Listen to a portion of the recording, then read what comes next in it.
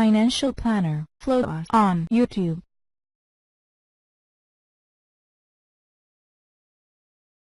Steve, thank you so much for joining us today. Yeah, thanks, Elijah, for inviting me, because this has been an interesting week. We've been seeing the doldrums in the precious metals for quite a while, but things have been changing.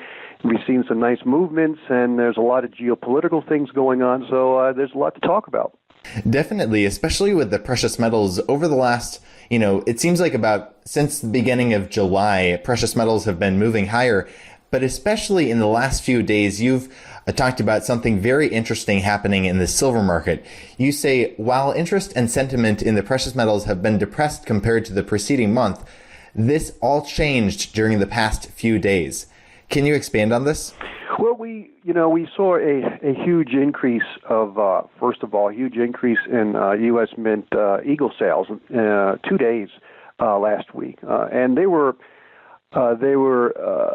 around 425,000 for 3 weeks, and that was going to be one of the lowest in August. That was going to be one of the lowest months of U.S. Mint sales to the authorized dealers for a long time, if we didn't see many more sales in August.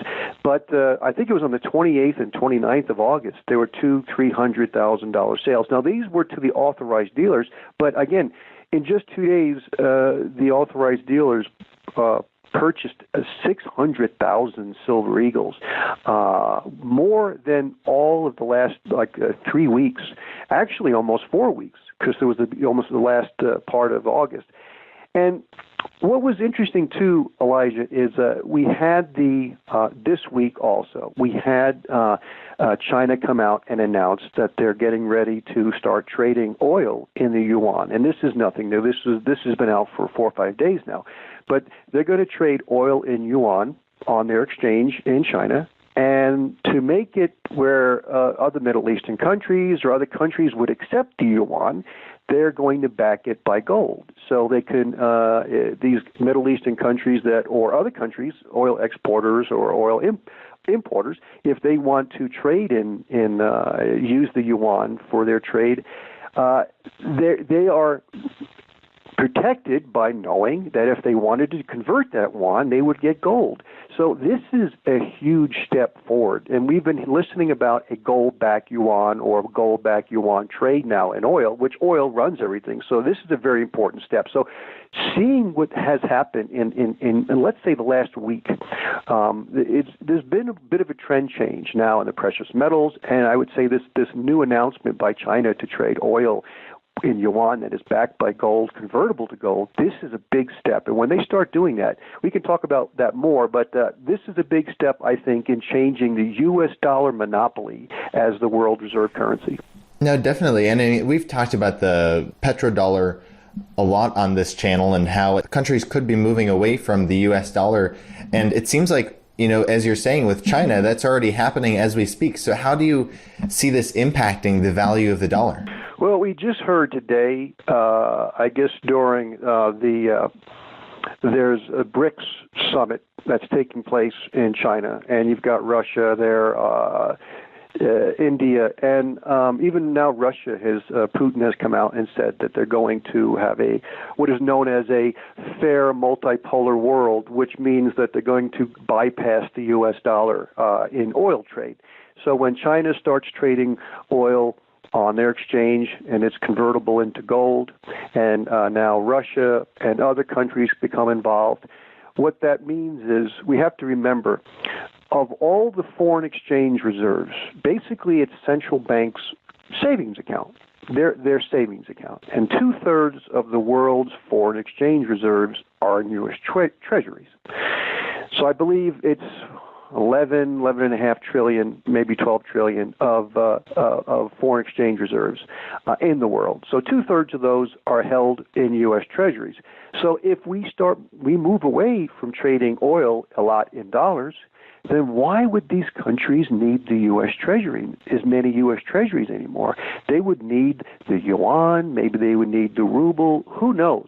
But this is we've been talking about this. We've been hearing about the speculation to move away from the dollar, but now it's actually starting to take place. It hasn't taken place yet, but it will probably this year.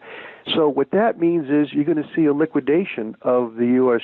Treasuries because they're not going to need as many if the U.S. Treasury, unless the U.S. government comes out and says, well, we'll back our U.S. dollar with gold, I don't know if we have the gold to do that, but that might change things, but I don't see us doing that. So this is a much better deal for, let's say, other Middle East oil exporters, if they can get gold, if they want to convert the yuan in gold, they're getting too many yuan, or let's say the yuan starts to depreciate, then they say, well, heck with that, let's get the gold, let's convert it to gold.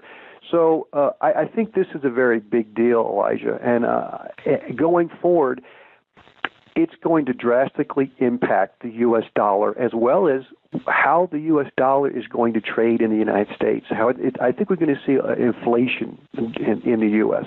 And then if we see inflation, how do you see that impacting the precious metal markets? Before I get into that,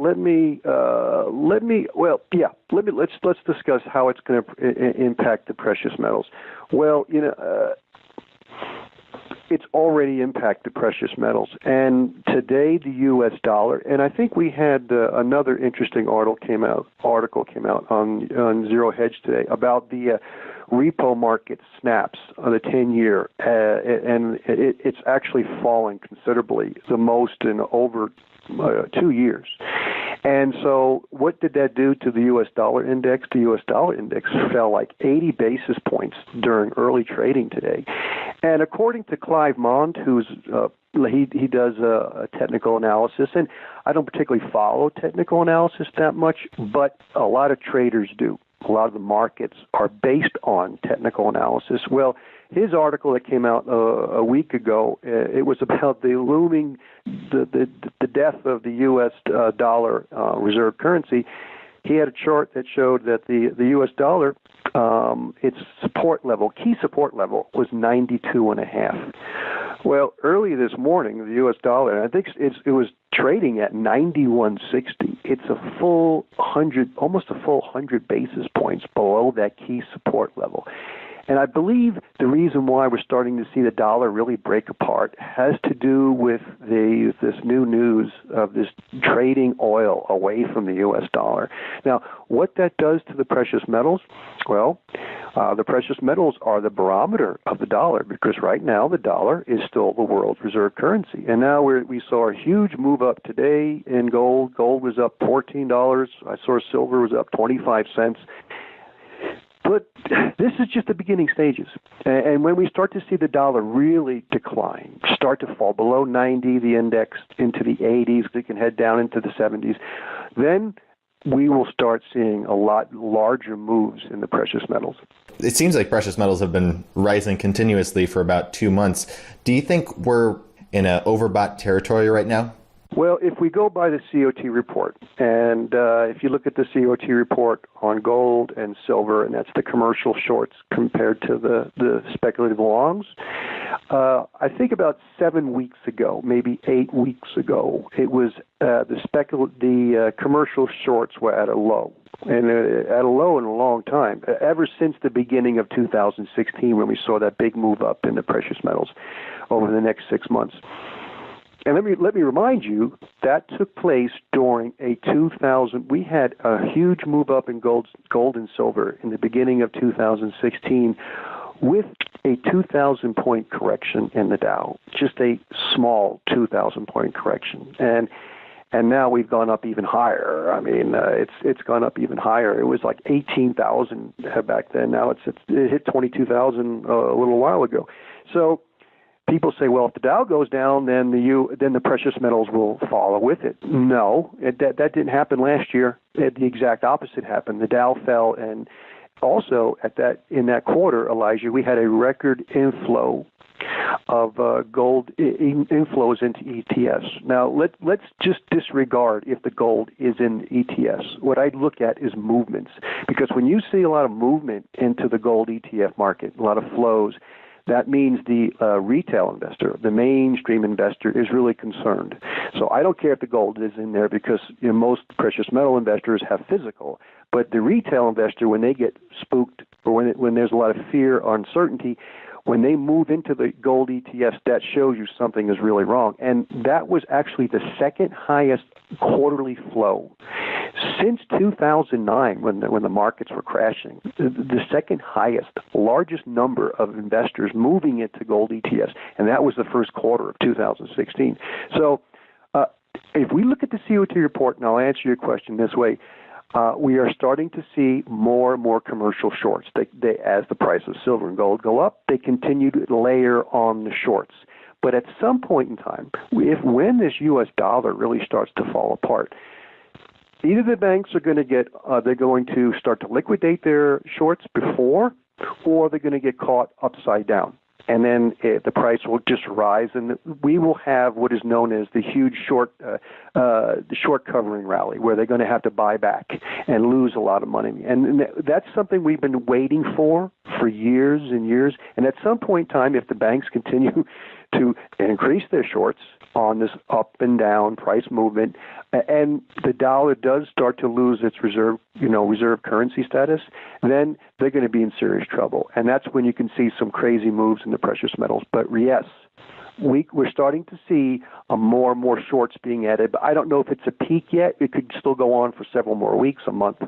So that's very interesting. It seems like you're saying instead of gold and silver being overbought, because there's so many shorts right now, it seems maybe almost oversold right now, even though it's been rising. Yeah. Well, no. You're correct. When you asked me if it was overbought, when I say overbought, I'm going by the amount of commercial shorts. Their amount of commercial short exposure. When they have a very low commercial short exposure, that usually suggests that the price of silver is also at a low. And then as their shorts increase, the price of silver and gold start to increase. And so, again, about 7-8 weeks ago, the commercials had a very low short position against silver. But now they've been adding shorts. And so in the last 7 weeks, it's been increasing. But they can continue to add more shorts as the price of silver goes higher. So is that overbought? Well, according to the COT report, it gets to a point when they get a peak of a high amount of silver shorts. Normally, then the silver is overbought, and then you see as they liquidate, the price comes down. But at some point in time, Elijah, as I mentioned, we're in a different market now. Now that we have China and Russia and other countries, especially China, announcing they're going to start trading oil, which is the number one energy commodity in the world. Without oil, nothing really runs. And so when they're going to start trading oil in Yuan backed by gold, it changes the whole dynamic now. So we could see commercial shorts that are in record high territory at some point in time. They cannot liquidate those and have the price fall anymore. They're going to have to cover. And so when they cover, they got to buy back, and the price will actually increase. So I don't know when that's going to happen, but I think we're going to start to see fireworks over the next 6 months, especially when they start trading oil in Yuan backed by gold. Now, another thing this week that seems like it should be bullish for precious metals is Trump raising the debt ceiling. What is your perspective on that? Well, rising debt is like a big lie. That's what it is. You can't go back. The only thing you can do is say a larger lie, because if you don't do that, then the whole thing falls apart. The whole system falls apart, or the lie that's based upon the whole system will fall apart. So they have to increase the debt ceiling. It has to. And now, whether Trump is going to have trouble getting support to increase the debt ceiling, I don't know. If they shut it down for a while, there could be some serious short-term volatility in the market. But I do believe they have to increase the debt ceiling level. When they increase the debt ceiling level, there's going to be more debt added to the system. And if interest rates continue to rise, we're paying $460 billion a year in an interest payment just to service that $20 trillion in debt that we have. Now, if interest rates continue to rise, as the Federal Reserve says they're going to do, or let's say the Federal Reserve is no longer ability to actually manipulate the markets by saying what the interest rate is, when the markets actually take over and say the real interest rate is 5 or 6%. Well, that means a doubling of the actual annual interest payment, which would be over $1 trillion. That is a big number, and we can't afford that number. And we can't really afford the $500 billion interest payment. So we're borrowing money just to pay the interest payment and to fund everything. And so I do believe they're going to increase the debt ceiling. It's going to kind of maybe push things back a little bit longer. But this is starting to get out of hand, Elijah. And again, when China starts trading oil, when we start seeing oil being traded, then the current countries are going to have to start liquidating their US Treasury reserves to buy Yuan so they can actually trade oil in Yuan. And so we could start seeing now the US dollar index fall, and it is going to impact our deficits, our interest payment. And so I see it getting ugly in 2018. Now, when you say you see this getting ugly in 2018, what kind of crisis do you see hitting us? Can you expand on that? I know you were recently on the Peak Prosperity podcast, and you said when the crisis hits, asset prices will fall 50 to 75%. Can you expand on that? Yeah, and as many of your listeners who follow my work, my founding principle analysis is the energy. We can't do this interview unless we have electricity. You can't get to work unless you have, gasoline or diesel in your car. Manufacturing plants can't work unless there's natural gas generated electricity from these power plants or coal to power the manufacturing plant, the trucks that go up and down our interstate. That basically those are the warehouses now. There's not really any warehouses. They don't store many things today in stores like Walmart's. It's all being moved on the interstate. All that is run by energy. So people look at all, let's say, the vital signs, which is the U.S. dollar, the U.S. Treasury, the precious metal prices. Those are a big vital. But the underlying, when the vitals in a person, when their vital signs really go haywire and they go, oh, look at this, look at the blood pressure, look at the heart rate, look at these levels of the different chemical structure in a person's vital signs are all out of whack. Well, there's an underlying condition why that's happening. And we tend to focus on the vital signs, but the problem is the energy. And so let me tell you, the reason for I see a huge 50 to 75% collapse in asset prices, and the majority of they will be in stocks, bonds, and real estate. And this is where 99% of investors who are invested in the market, the majority are in these assets. Now, it's based on the energy. And let me tell you, Saudi Arabia, which is based, we started the petrodollar. So Saudi Arabia was the key country in our petrodollar system. It started in the early 70s. Well, Saudi Arabia is in big trouble. They continue to liquidate their foreign exchange reserves, and they've sold $250 billion of their foreign exchange reserves because the oil price that they get to fund their economy and their national economy has fallen considerably. It was $100 in 2014. The price of oil is now trading below $50, and I've been looking at the Saudi Arabia foreign exchange reserves. They've been continued to decline. They fell to a new low in May, but then in June they went up a little bit. Well, they just came out with the new data, and in July it fell even more. So they're continuing to liquidate their savings account because they're not making enough money with their oil to fund everything. So they're in big trouble. And I can give you a very important statistic. The Saudi Arabia, they get a lot of their workers from Pakistan, a lot. And in last year, they imported 462,000 plus Pakistani workers to work in the oil fields. Basically, that's where they get a lot of their employment, from Pakistan. Well, the first half of this year, they only imported about 77,000. It's down 2/3. So they have cut their employment, let's say, their outer employment that they use in their oil fields and their economy. They've cut it by 2/3 this year. That just goes to show you how bad of a situation Saudi Arabia is in. So I think Saudi Arabia is in big trouble. And so what that means, it's all based on the oil, Elijah. I see, and let me tell you, the U.S. shale oil industry is also in big trouble. There's so much information I can't even tell you. I could go on for a half an hour. It's a huge Ponzi scheme. And I will believe within the next 2-3 years, and it could be even sooner, we would start to see a real disintegration of the U.S. oil industry. Oil production is really going to decline because it's all being based on debt. And they can't even make their interest payments. Continental Resources didn't have enough money really to pay their interest payment in the last quarter. And let me tell you, their interest payment last year, just to pay their interest, was a third of $1 billion. That's what Continental Resources, and they're a big player in the back end. So when the oil starts to fall apart, and it brings down everything. Because here's what people don't realize, and I'll conclude this segment here.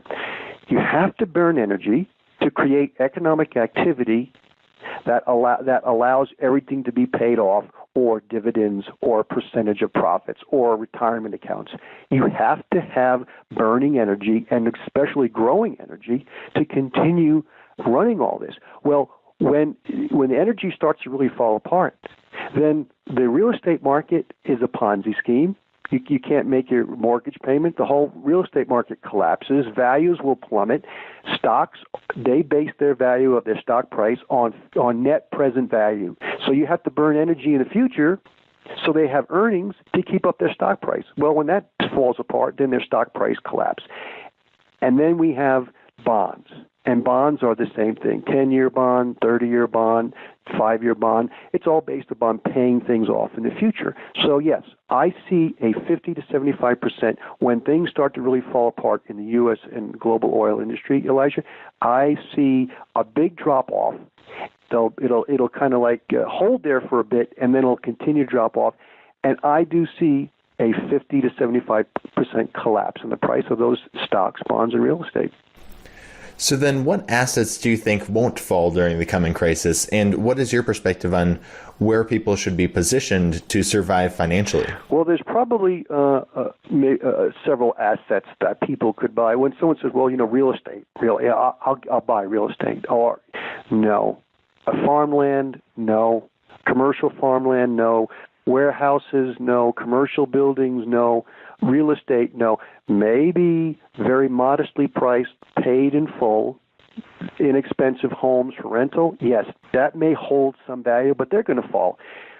Everything, all those major assets I said are going to fall. Where do you want to put your money? To me, gold and silver, keep it simple, stupid. They've been the store of wealth for 2,000 plus years. And the reason why they are different than a stock, bond, or real estate, when you own a gold coin or a silver coin, all that economic energy that went into produce that gold and silver coin has already been spent.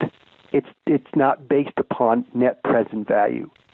Where a stock price, which is, let's say its earnings is 10-1, it's based upon burning energy. Gold and silver, if you own it, it's already stored in there. And there's very few high-quality store of wealth assets out there.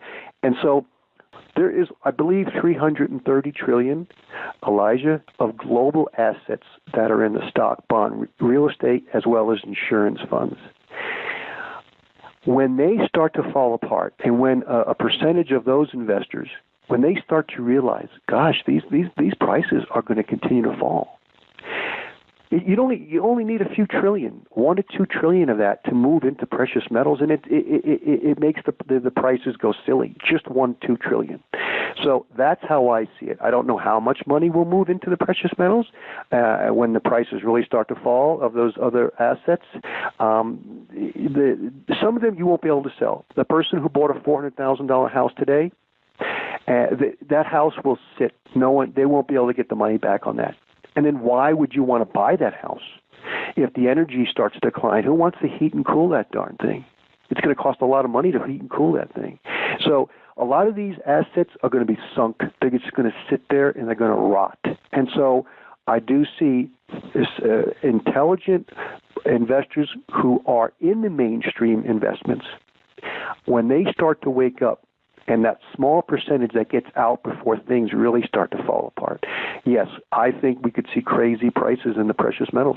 So what about other assets such as like cryptocurrencies? Where do you see them going during this crisis? That's another long answer. And up until the last 3-4 months, I listened to a lot of the assumptions on cryptocurrencies, that they're a Ponzi scheme and they're just there's speculation. But I have had correspondence with a gentleman who's done all the research on what it costs to produce a Bitcoin. And according to the energy and the miners, are very expensive to purchase, as well as all the additional expenses. It's now costing close to $1,500 just to make one Bitcoin.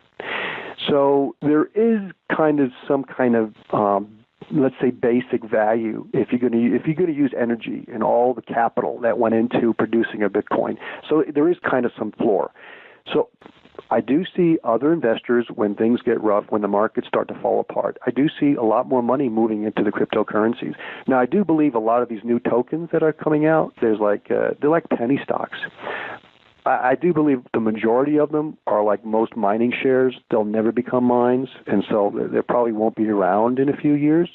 But I do believe a certain percentage of the Bitcoin, Ethereum, Litecoin, and several others, I do believe they'll still be around, and even new ones. So we will see funds moving into the cryptocurrency market. But when China announces that they're going to back their oil, not by Bitcoin, not by Ethereum, but their Yuan, by gold and silver are still the key physical monetary assets to own. Because, gosh knows, anything breaks down, in the electric grid, you can still use gold and silver. You can't use, it's very difficult to use Bitcoin when the electronic system has broken down. I'm not saying it will. So to me, the key assets to own are still gold and silver. All right. Well, Steve St. Angelo, thank you so much for joining us today. Before we let you go, I was wondering if you could touch on something, how we are both in the independent media. And lately there's been what some people might call censorship of the independent media. YouTube has been, removing advertisements from some videos and making them not advertiser friendly and stuff like that, where it seems like there's this kind of censorship going on. Can you explain a little bit about that? And also, you're working with a company called the Commodity Ad Network, and I was wondering if you could tell us a little bit about that. Yeah, there's been an orchestrated effort to kind of diminish the alternative media, as you call the independent media, the alternative media message. And this was a perfect example last week where Ron Paul's YouTube channel, and his YouTubes were marked as not ad friendly. So what that means is he no longer gets any revenue for that YouTube. Now, what he has to do, and this is not just happens to Ron Paul, he's just a well-known name in the alt media. It's happening to everybody. Sean at SGT Report, I've talked to a lot of people. It's happening to them.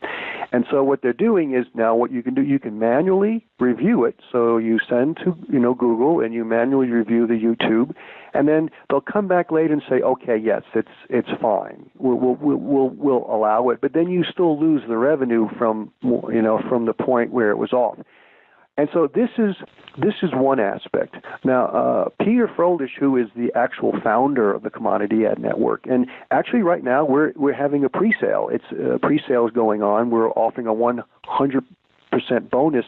It's the CDX token that's going to run the whole Commodity Ad Network, and that goes until Saturday. So if anybody wants to participate, instead of getting 1,500 CDX tokens per one Ethereum, which it's based off of the Ethereum blockchain, from today until Saturday, they can get 3,000, 100% bonus.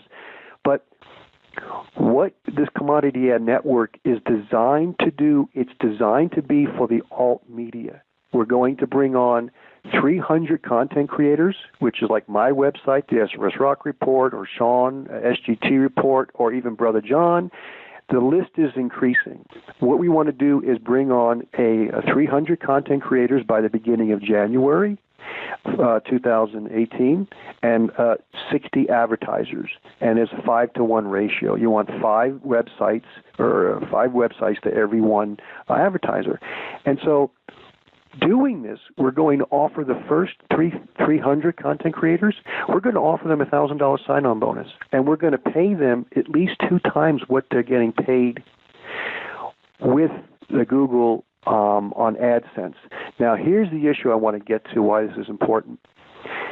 We interviewed, Peter and I, the founder of Commodity Ad Network, and I'm like the marketing guy. We interviewed James Damore, who was the fired Google engineer. And he said in his interview, I asked him, I said, now the kind of censoring the YouTube, do you see Google going into AdSense, which are ads on websites? And he said, yes, it looks like the next logical move. So, Elijah, how do you kind of diminish or diminish the alternative message? You cut the funding to websites, because people are making money and they're spending a lot of time, and some people who have big websites, they're making a living doing this. So how do you cut the message? You cut them financially.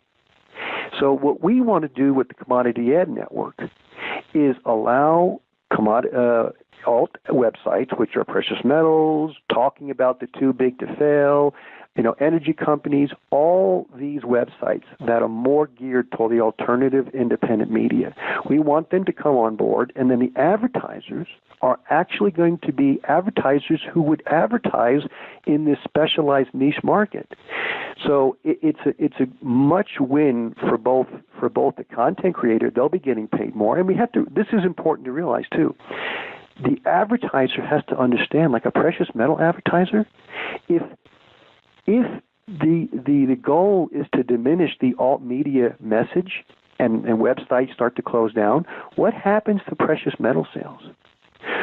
So it's going to impact the advertiser, because the advertiser for precious metals isn't advertising really on a mainstream media, or let's say website, because people don't really know about it. They're mainly focused on the alternative and new viewers, new followers who are coming to the alternative websites. So it's in the best interest for not only the content creator, the followers who read all this information, as well as the advertisers. It benefits everybody to look at and consider the Commodity Ad Network. And again, I wanted to say that one last thing is important. Google is actually tracking everybody, all their IP addresses. When you click on an ad, you'll notice you continue to see it when you go to different sites that are so different. And all behaviors are kind of they're recorded, and they're used for whatever reasons. The Commodity Ad Network is 100% private. We want they're searching, they're clicking, that's all private. There's no reason to record that and use that. There's no reason for that. We don't believe that at all. So we're just trying to provide an alternative to the large ad network that's underpaying people and will continue to cut their revenue. So again, I just wanted to end with this because we think it's important to continue to put out the alt message. And if we're going to see alt websites being hurt financially, then the message is going to start to decrease. And so this is a good reason to go to the commodityadnetwork.com. There's the Commodity Ad Network newsletter if people want to find out about it. And also, if you want to participate in the pre-sale, there's going to be the ICO starts on September 9th. It runs for the whole month. If you want to get that 100% bonus, you can go to the website where it says the pre-sale, and you can participate. All right. Well, Steve St. Angelo, once again, thank you so much for joining us today.